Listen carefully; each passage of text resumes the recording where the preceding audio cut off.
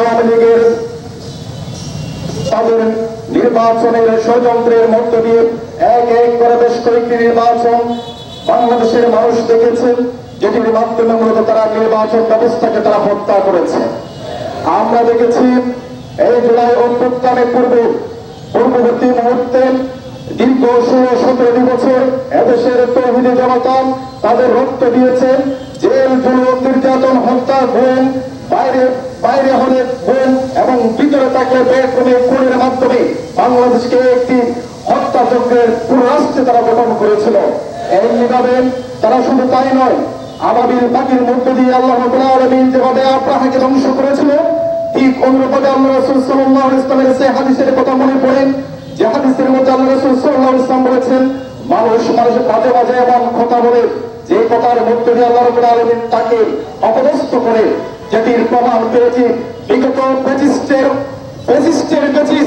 পুরো বিশ্বে যিনি ফ্যাসিস্টের জন্য যাকে নোবেল দেওয়া দরকার, সেই শেখ হাসিনা যখন বলেছিল এই রাজাকারের বাচ্চারা কি সবচেয়ে মেধাবী, একতার মধ্যে দিয়ে মূলত রব্বুল আলামিনের ফয়সালা কার্যকর হয়েছে।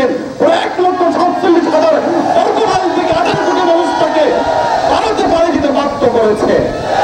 শুধু তাই নয়, তারা রেলপথ দিয়ে যেতে পারে নাই, সড়ক পথ দিয়ে যেতে পারে নাই, আকাশ পথে নির্লজ্জের মতো পালিয়ে তারা পার্শ্ববর্তী রাষ্ট্রে তারা আশ্রয় নিয়েছে। আর পাশাপাশি রাসূলুল্লাহ বলেছেন, মানুষ মাঝে মাঝে এমন কথা বলে যেটির মাধ্যমে মূলত তাকে আল্লাহ রাব্বুল আলামিন সম্মানিত করে, সেই প্রতিধ্বনি আমরা পাই মুক্তের সেই কথার মধ্যে দিয়ে পানি লাগবে আর একটি শব্দ পৃথিবীর মানবিকতার ডায়েরিতে এবং দিকহারানিতে অবিস্মরণীয় হয়ে থাকবে মুক্তের সেই বাণী। মূলত এটির মধ্য দিয়ে পুরো বাংলাদেশে একটি নতুন করে জাগরণের প্রেরণা পেয়েছেন। প্রিয় বন্ধুরা, শেষের দিকে এসে যে কথা বলতে চাই, যদি আমাদের বাড়িতে যদি আগুন ধরে একটি বাড়ি শেষ হয়ে যায়, তাহলে আমরা প্রথমে যে কাজটি করবো সেটি হলো আগে সেটিকে সংস্কার করে সেটাকে ছাদ দিয়ে পার্শ্ববর্তী ওয়াল দিয়ে সেটিকে আগে নির্মাণ করার চেষ্টা করব। তারপরে কোন রুমটি বেডরুম হবে, কোন রুমটি ড্রয়িং রুম হবে, কোথায় কে থাকবে সেটা কিন্তু পরে আসে। এখন আমরা নির্মাণ না করে যদি নির্বাচনের কথা বলি, যারা 2,000-এর মতো মানুষকে হত্যা করেছেন, 30-40 হাজারের মতো মানুষকে মৃত্যুবরণ করতে বাধ্য করেছে, তাদেরকে বিচারের আওতায় না এনে যদি আমরা আবার নতুন করে এরকম আধিপত্যবাদ এবং মধ্যপ্রদেশদেরকে যদি আবার জায়গা দেওয়ার আমরা সুযোগ করে দিই, তাহলে বাংলাদেশ আবার জাগবে না।